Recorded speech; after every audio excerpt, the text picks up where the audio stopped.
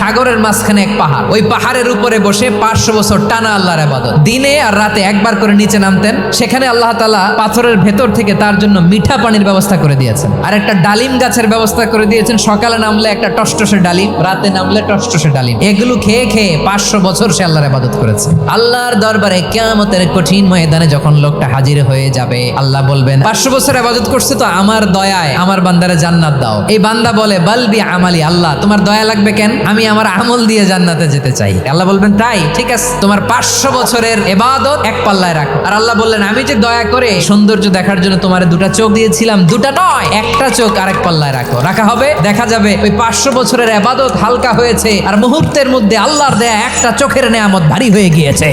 ফলাফল দেখো, হিসাব বলে তুমি এখন জাহান্নামে যাবা, যাও এবার জাহান্নামে যাও। এবার লোকটা কাচুমাচু করে বলে আল্লাহ এবার আমি বুঝতে পেরেছি তোমার দয়া ছাড়া দুনিয়ায় কেউ জান্নাতে যেতে পারবে না।